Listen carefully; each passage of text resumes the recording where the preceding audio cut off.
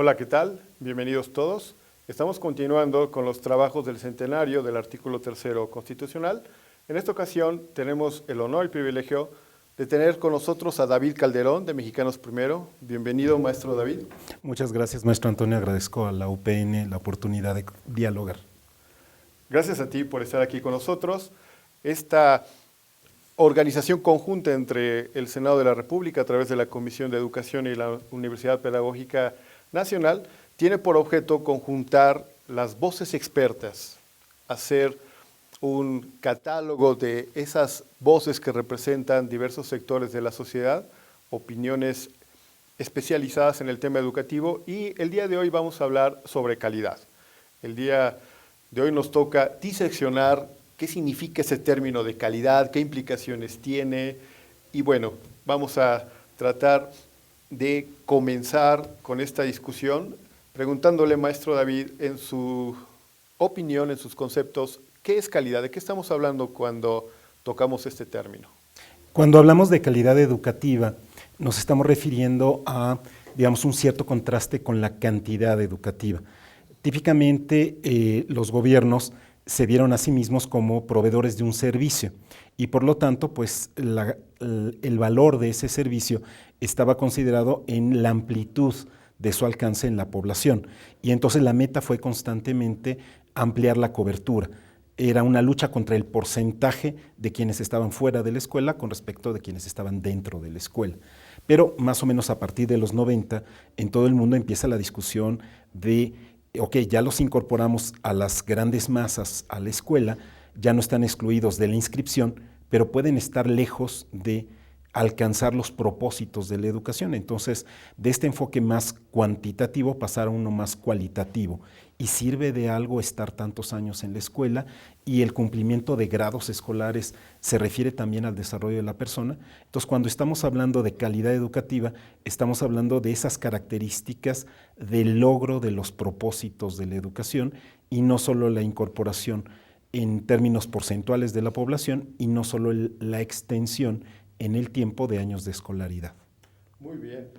Muchos opinan que la calidad es difícil de objetivarse, que en cada región del país, por no hablar de un contexto mundial, la calidad tiene que estar correlacionada con las estructurales fortalezas y debilidades que tiene un país o un estado.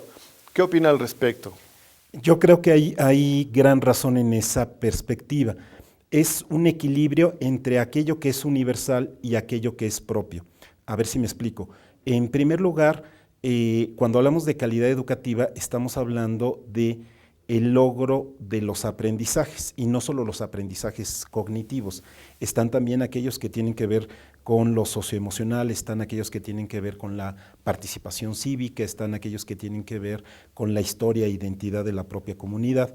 Entonces, el tema de calidad educativa es cómo garantizamos que hay un logro equivalente, no necesariamente idéntico, para las personas cuando han cruzado por el sistema educativo nacional y después sencillamente por la escolaridad básica en distintas partes del mundo.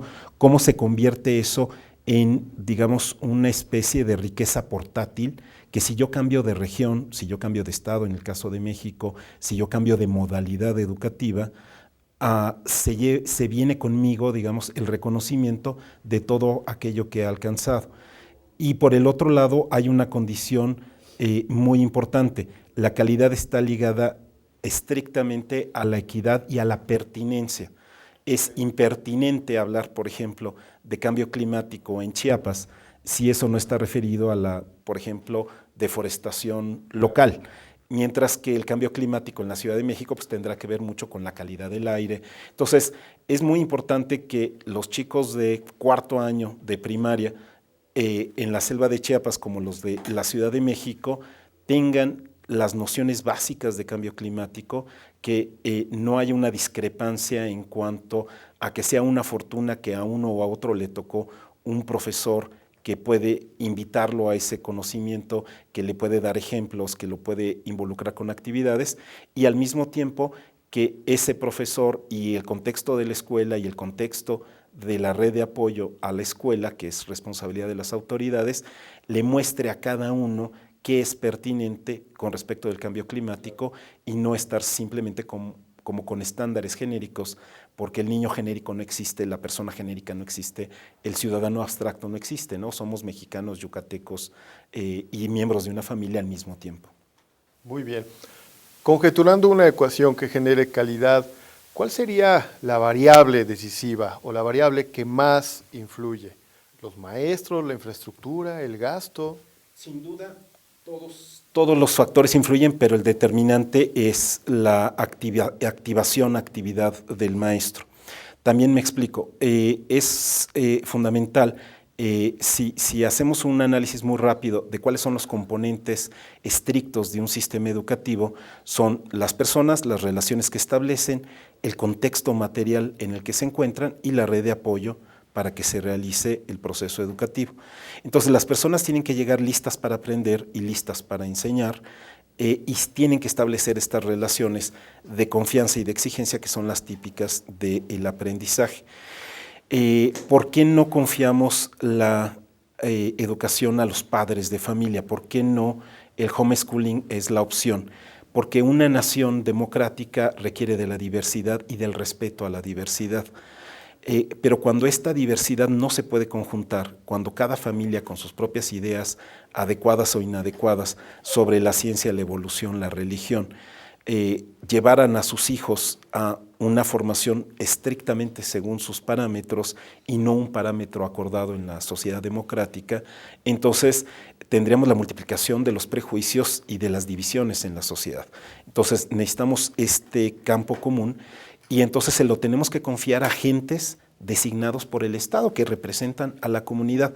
Por eso el papel del maestro es tan importante, porque es el agente para la defensa de un derecho y por lo tanto, aunque es fundamental que haya una infraestructura adecuada, un gran maestro con limitaciones, y la historia de México lo demuestra cientos de miles de veces, puede ir más allá de las limitaciones del contexto.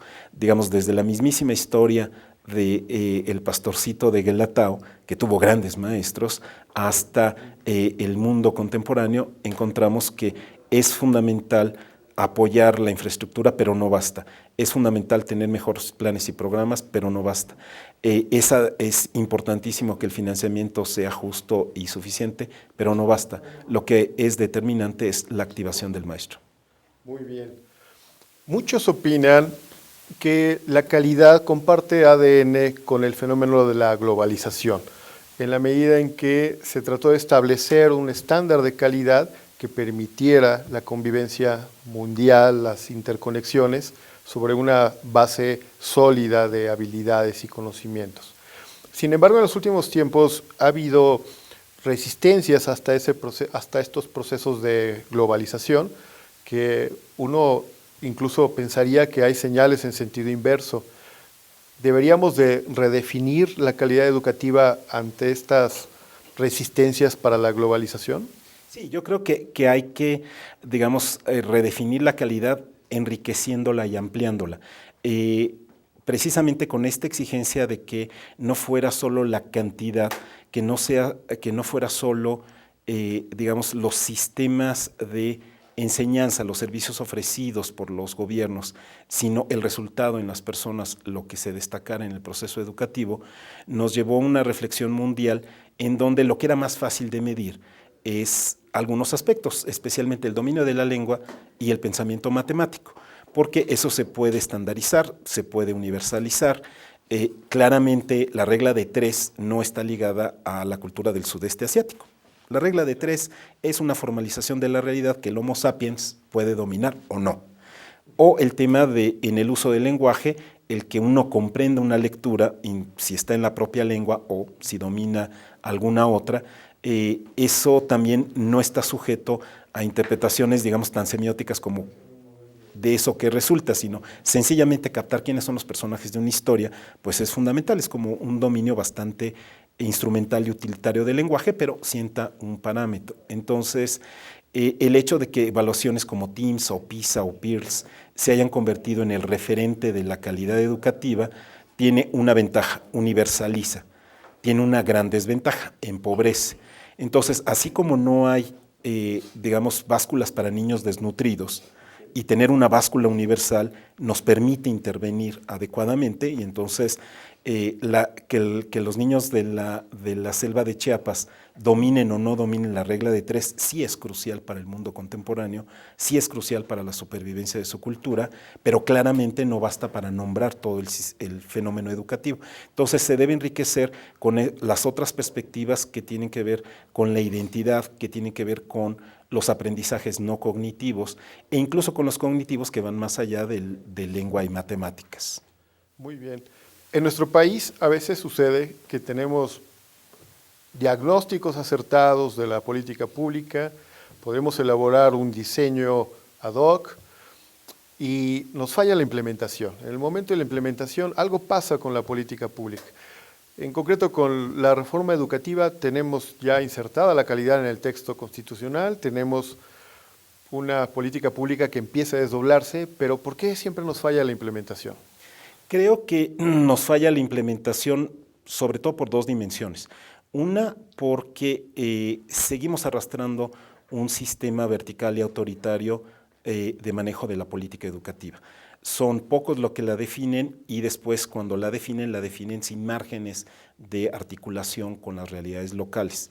Y en segundo lugar, porque no hay suficiente participación. Nuestros representantes votaron, digamos, los instrumentos normativos de la reforma, pero hasta ahí llegó la participación popular. Después, el involucramiento en las consultas es tardío, es inoportuno, es ya toro pasado, y voy a poner un ejemplo. El texto de la calidad en el artículo 3º, en la nueva versión 2013, es realmente notable, es escueto pero muy rico. Dice que los materiales y métodos, la gestión de las escuelas, la infraestructura educativa y la idoneidad de maestros y directivos deben garantizar el máximo logro de aprendizaje. Entonces se entiende el derecho a la educación como el derecho a aprender y por lo tanto el derecho a tener maestros idóneos, infraestructura adecuada, una organización de las escuelas que favorezca el aprendizaje y, por supuesto, métodos y materiales que a esto correspondan. Cuando ya nos vamos a las otras piezas normativas, casi la única que ha quedado regulada es la idoneidad de maestros y directivos. Entonces, literalmente nos faltan 4 leyes. O sea, ¿dónde está una ley de infraestructura educativa sólida que responda a este enfoque de aprendizaje? ¿Dónde está métodos y materiales si no basta una consulta sobre, digamos, un cambio de plan de estudio, sino dónde hay una pieza normativa de peso suficiente como la de idoneidad con respecto de esto? Y sobre todo el tema de la organización de las escuelas es crucial. Es como sería necesario revisitar el federalismo. Entonces, recapitulando, maestro Aquino, es como en la implementación nos falló que hubo gran participación de la sociedad, de los expertos, de los políticos, de los partidos políticos en el primer momento de definición, pero a la hora de aplicarlo se tuvo una aplicación vertical, autoritaria y por lo tanto incluso los gobiernos de los estados que son los responsables de la administración del sistema educativo, son ellos que contratan a los profesores, son ellos que administran las escuelas, sienten que es la reforma del centro, que es la reforma de la administración del presidente Peña Nieto, que es la visión del secretario de Educación, y entonces tenemos este divorcio entre la realidad de las escuelas y lo que está en el texto. Muy bien. Hablando de educación universitaria, muchos opinarían que si la formación universitaria no permite a un egresado colocarse en el mercado laboral y poder aspirar a la movilidad social, entonces no podemos hablar de calidad educativa en las universidades. ¿Usted está de acuerdo con este punto de vista? No estoy de acuerdo con este punto de vista porque así como se necesita calidad en el sistema educativo, se necesita calidad en el sistema de empleo y de producción. En el caso de México traemos un desfase muy importante, es decir, hay mucho que criticarle a la educación universitaria en cuanto a su pertinencia. Y entonces sí tiene graves problemas con respecto a la pertinencia laboral porque nos estamos formando para campos en donde ya la presencia productiva es mínima o ya no es adecuada. Pongo un ejemplo, ya no hay ingeniería mecánica que valga. ya la ingeniería está tan detallada, tan especificada, que tener una ingeniería mecánica es como estudiar ciencias. Ok, haz una licenciatura en ciencias, pero eso no te va a resolver un problema en cuanto a la aplicación de los conocimientos a las tareas productivas. Y por el otro lado, tenemos un mercado de un capitalismo todavía de compadres, como le llaman en Estados Unidos, en donde no son valorados los conocimientos avanzados. Entonces, traemos como una disyuntiva de todavía el sistema empresarial en México propicia mucho el trabajo no calificado, la formación dentro de la empresa para tareas mínimas y por lo tanto la verdad es que les basta como un bachillerato genérico y los títulos universitarios más bien son como indicadores con respecto de cuánta responsabilidad se le puede entregar a una persona, pero no son un respaldo de competencias para lo productivo. En resumen, puede haber una gran universidad que tiene un nivel de calidad muy adecuado en la formación de sus egresados y estos egresados deberían tener por su capacidad crítica la posibilidad de insertarse en un mercado laboral sabiendo que buena parte de lo que deben aprender como competencias técnicas es después de la universidad. Entonces no le podemos pedir a la universidad que forme para el trabajo, sino que forme para la vida y cuando esto se hace adecuadamente, entonces se puede muy rápidamente captar cuál es lo crucial en ese campo, digamos, productivo y entonces seguirse formando ya al interior. Muy bien. Hay investigaciones que sugieren que si los gobiernos invierten en el desarrollo cognitivo de los preescolares, el rezago educativo sería menor. Incluso algunos estudios señalan una proporción de 13-1 respecto al impacto del gasto en educación, en el que ya no se puede recuperar el rezago de los preescolares si estos entran en su desarrollo cognitivo lento, ¿no? Y otros opinan que es en educación universitaria donde hay que poner las pilas. ¿Usted qué opina?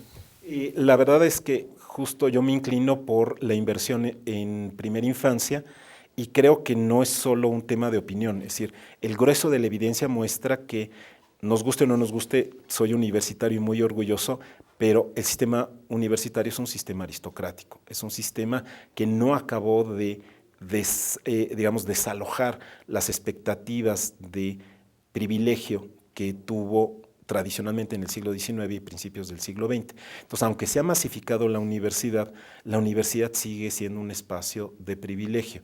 Y más dramáticamente en nuestro país, porque los chicos que llegan, por ejemplo, a concluir una licenciatura y empezar a una maestría, si uno ve su contexto socioeconómico, son del quinto quintil digamos, son del quinto o del cuarto quintil, están en el grueso de la población que tiene mayores recursos, no menores recursos. Entonces, le estamos dando una educación universitaria gratuita a quien la podría pagar, y aquellos chicos que no podían pagar ya se nos quedaron, pero en el bachillerato o al final de la secundaria. Entonces, dirigir la inversión social a través de la agencia legítima del Estado a la primera infancia me parece fundamental. En el caso de México tenemos muchísimo trabajo que hacer. Hay en este momento 23 sistemas diferentes que no se hablan de desarrollo infantil temprano, 0 a 3. Entonces están las guarderías, están los centros de desarrollo infantil, no hay parámetros comunes, no hay el cuidado que hay, por ejemplo, en educación básica y ahora por mandato constitucional sobre los agentes, es decir, sobre los adultos que tienen que conducir este aprendizaje. Entonces, no basta tener de nuevo un montón de guarderías, sino que éstas efectivamente desarrollen cognitivamente a los chicos. Lo que es dramático es tener un primero de primaria que ya es remedial, cuando uno ya debería tener estas capacidades. Entonces, una sociedad igualitaria comienza desde la edad temprana.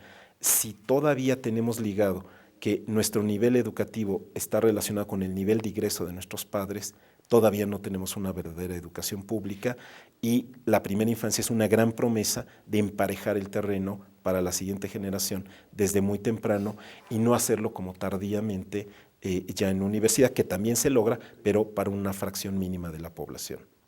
Muy bien. ¿La calidad y la evaluación del desempeño es una calle de doble vía o existen otras alternativas para tener calidad sin evaluación del desempeño? Yo creo que es imprescindible que haya evaluación de desempeño, pero no basta que haya evaluación de desempeño. sí es fundamental que justamente si estamos encargando a un actor social para que sea el responsable de propiciar el logro de aprendizaje, y para eso está una formación dedicada específicamente para ello. Está el contrato por parte del Estado para que esta persona, a nombre de todos nosotros, forme a nuestros hijos. Entonces, saber qué está haciendo, los resultados públicos del servicio público, de un servidor público, claramente tienen que ser exigibles.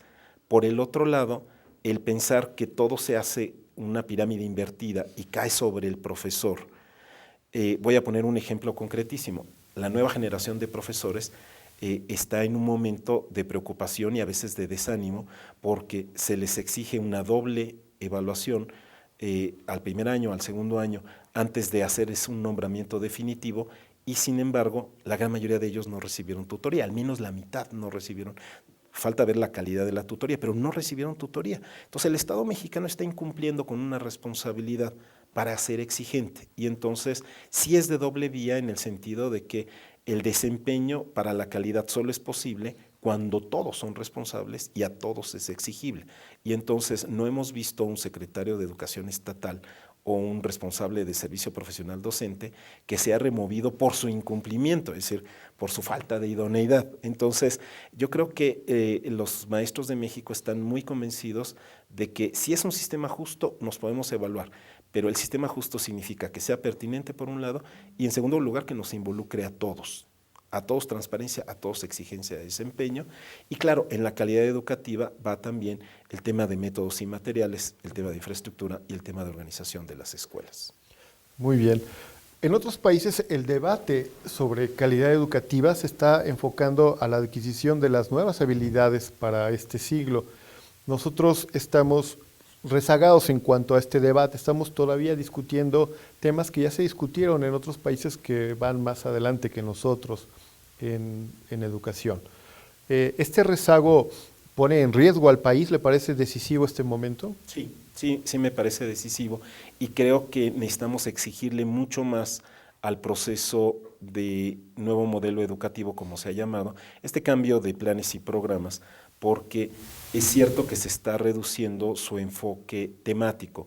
Antes teníamos temarios interminables, y digamos la dinámica resultaba contraproducente para lo educativo. El profesor corría y decía, un día te explico para qué sirve esto, pero tú mecanízalo para que pasemos al siguiente tema. Entonces lo importante era concluir el libro y no aprender. Y es cómo la escuela puede plantearse que no es importante aprender. Entonces, en los enfoques contemporáneos más sanos, tipo Finlandia, pero no solo Finlandia, Estonia, Colombia está avanzando en esa dirección, algunos países de África, lo importante es las habilidades, la posibilidad de seguir aprendiendo toda la vida. Entonces, mucho más importante de un temario de química orgánica es que yo pueda, por ejemplo, seleccionar información y confrontarla con otras fuentes. Eso es fundamental. Entonces, este tipo de habilidades y que sería una gran oportunidad de sumar a los maestros a una dimensión también de este tipo, es decir, sus propias escuelas, las escuelas formadoras de docentes, deberían ser la punta de lanza de innovación en esa línea. No necesitamos temarios, no necesitamos, o sea, se aprende a propósito de algo, pero el orden de los factores literalmente no altera el producto. Es decir, alguien podría sostener que yo necesito saber de fotosíntesis a los 9 años o a los 12. La verdad es que sí, a los 15 años debo saberlo, pero a propósito de qué y cuánto influye en mi vida, es mucho más importante que yo sepa convivir, trabajar en equipo, plasmar mis ideas, tomar la palabra, discernir entre información que es sospechosa, otra que está más fundada. Eso me va a durar para toda la vida. En cambio, la tabla periódica de los elementos literalmente la voy a olvidar después del examen. Entonces, es bueno que me enseñen la tabla y me digan, mira, este es un ordenamiento, y el día que necesites saber el número atómico, pues saca la tabla, para que te la aprendes de memoria, ¿no? En cambio, yo fui formado en la escuela pública y me siento muy orgulloso de ello, pero yo sí, durante muchas tardes, grité, ¿no? Litio, berilio, boro, carbono, nitrógeno, oxígeno, neón, porque tenía que sabérmelo de memoria. Hoy descubro que no era muy relevante eso, pero en cambio mis maestros a pesar de tener esta limitación de temarios tan mecánicos, sí me dieron estas capacidades y eso es lo que uno quiere para todos los niños del país, que tengan grandes maestros que más allá de la información nos sigan formando en estas habilidades. Maestro Calderón, ha sido un gran placer platicar con usted y haber escuchado su brillante exposición sobre los temas de la calidad educativa. Este ha sido otro segmento de nuestras cápsulas de televisión que buscan contribuir a tener un debate educativo nacional en gran envergadura, recopilando las voces más brillantes, más autorizadas y generadas desde la diversidad nacional. Muchas gracias.